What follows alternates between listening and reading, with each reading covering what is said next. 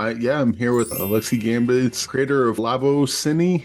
Labo Yeah, level Cine. cine. Yeah, like I'm cinema. screwing up all the words. No, no worries. So this is a very interesting interview because usually I get like a screener for a movie. This is not what we're here to talk about today. It's about a streaming service and an ambitious one sounding at that. I guess we'll start with what is Labo Cine and what can you tell us about it? Because it's kind of a neat sort of mission statement on this one. Yeah, so Level Cine is a streaming platform that's trying to basically bridge sort of scientific ideas and cinema. And so the idea is really to kind of break the sort of divide between how we think about science and also the many ways in which science can be brought into film. But I think more broadly, the platform, as it's sort of the term Labo Cine, is sort of a laboratory of cinema. And so the idea is to really talk about sort of the research and sort of the ecosystem that goes behind making films in general. So, if you make a film and make a documentary, you may have a biologist, you may have a filmmaker, you may have an animator. And so the platform is trying to kind of elevate sort of the many different types of people that come together, that are stitched together to make this film. And to some extent, we're trying to, disrupt a little bit the streaming world. Like, when you go to Netflix or HBO, it's very much about watching the film, but we also want to kind of emphasize in this case, the people that are involved in making these films. Kind of like the DVD with the movie and the special features, and this is kind of Yes. all that in one.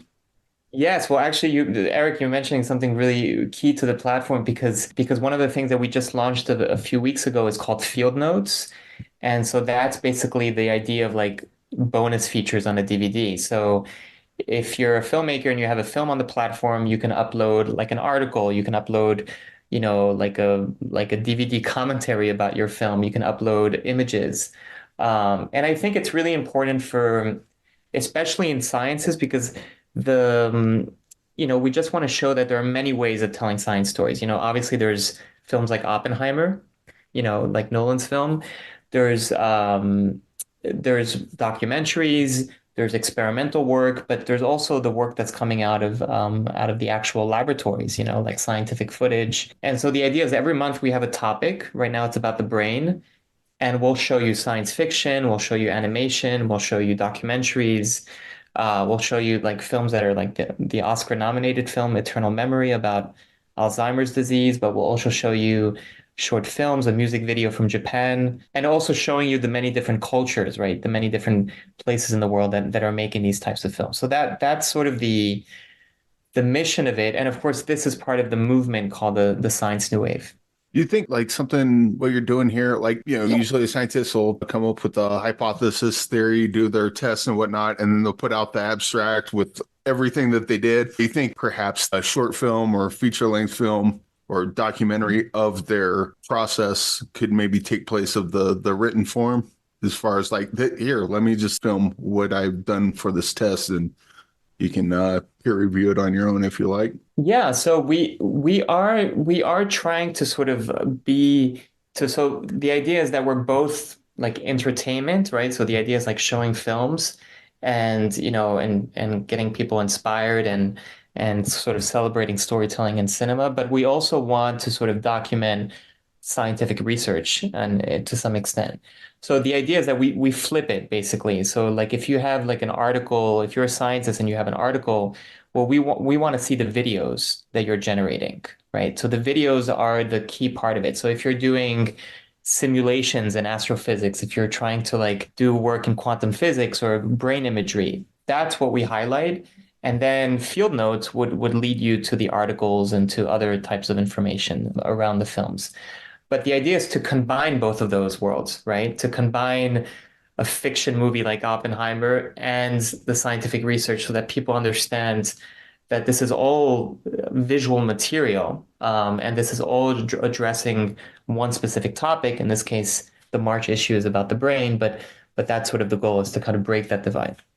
And looking at the website, you have like a bunch of different filmmakers and a bunch of different scientists. Getting a hold of filmmakers for something like this makes sense. How do you get a hold of the scientists and how do they collaborate with the filmmakers? Like how do you know like who to get with who to put them together? Right. It's a very good point. Scientists, when they're sharing video, they're always worried about, for example, once their video goes beyond like the laboratory, because scientists are always worried about publishing, about also like how their material is going to be potentially used or misconstrued, or like how it's going to get out to the public. But at the same time, many scientists are really interested in sort of entering into artistic spaces, and to let them know that their film is going to be part of a film issue that is devoted to the brain, and it's going to be along these other films, they get really excited, right? And so it's really just about curation. Like we go through many different festivals. We have our own festival, which happens in October,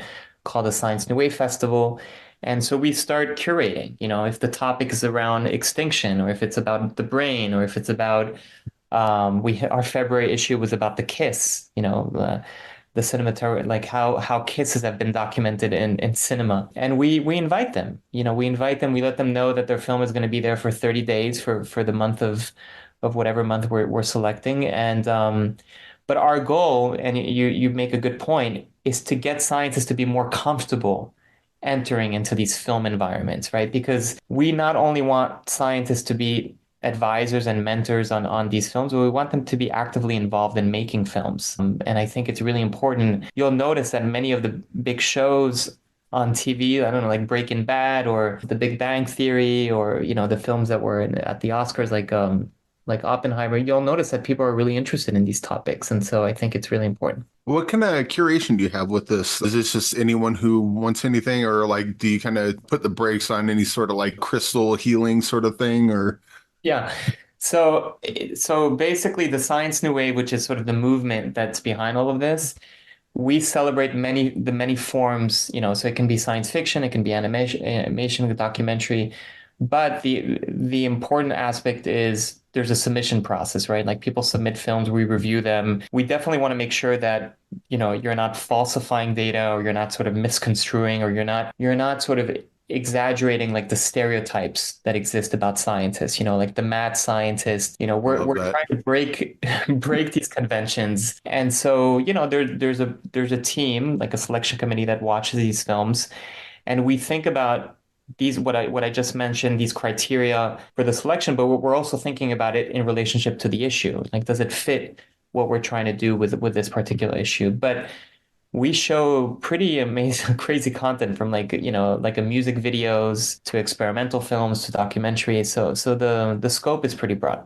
There was a movie just came out, The Late Night with the Devil, and there's a James Randi character. He's like just a complete like straw man argument of what, a skeptic like that would be about. And so it's kind of refreshing that there's at least a place for now that kind of seems to go against something like that. Yeah, and my own work is that, right? I mean, I'm a filmmaker. I'm a biologist turned filmmaker, and my films are really about portraits of scientists that are also immigrants, that are also dealing with personal issues, but where the science, my last film, which is about a butterfly scientist who turns into a butterfly to cross the border between US and Mexico, is all about like combining the research with notions about immigration, about identity, about who we are. And so I think it's really important to understand that when you're a scientist, as being an artist, you're very passionate about what you do. And there's more than just the research. You're doing it because it resonates with aspects about who you are. So Is there any sort of plans to because obviously this is a streaming service, but like to get any of the movies onto into theaters before going onto the streaming service or expand in that way? yeah, do you know the platform Mubi, right? Mubi? Yeah. Yeah, we have like a similar sort of aspirations as Mubi, where we are definitely very, very sort of, so Mubi has something called Mubi Go, which is basically encouraging people to go to the movie theaters. And when they go to the movie theaters, they basically also have access to the platform. We have our own festival, which happens. So one of the ideas of the Science New Wave, which is the movement and the festival, is we want to bring science into cinemas, and we also want to bring science into many different types of venues. You see what I mean? So Yeah.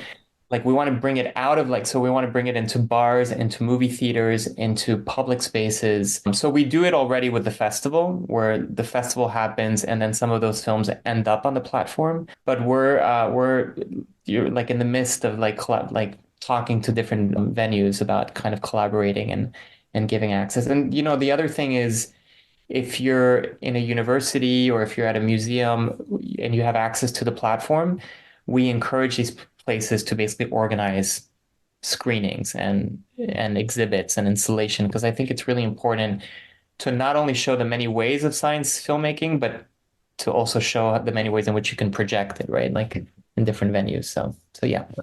So we have a what's in the box segment, and typically in the box we have a bunch of movies, and we have people put movies in that they think are underseen or were really personal. But since I'm talking to you and talking about Labo Cindy, maybe we'll go a different route with that. What's a movie on the streaming service that you would like to put in the box that you think is really representative of the streaming platform, and another movie that's not on Labo Cindy that you think would be a good fit there that maybe a lot of people may have not seen? Yeah, so in the March issue and the one about the brain, that the for this particular issue, Eric. Yeah. Yeah, so there's a beautiful film. I mean, it's gotten a lot of exposure because it was an Oscar nominated documentary. It's called The Eternal Memory. It's a Spanish film about a couple, a Chilean couple that are basically one of them is going through Alzheimer's disease, and it's really about sort of not only about, you know, the disease itself, but also about love and about relationship and about kind of tracking. And I think that film is one of the films that really sort of exemplifies the combination of understanding a disease like Alzheimer's, like a neurodegenerative disease, but also understanding how it affects personal stories. And so that would be something that I would highlight as being in the box. In terms of a film that a recent film. It can be anything. Just like another movie that's not currently on Labo Cine, One but of my favorite that would films, be a great fit for that. one of my favorite films of all times, and I tell people like I consider it to be a science film, and then I have like arguments because everybody has like different ideas of what it is this film from the 70s called The Spirit of the Beehive. It's a Spanish film also, and it's about a little girl that watches Frankenstein in like a public space, and she becomes terrified about the idea of death, and she starts seeing Frankenstein in her father, like in the landscapes. And it's a film that really kind of delves into mortality, but also her father's a beekeeper.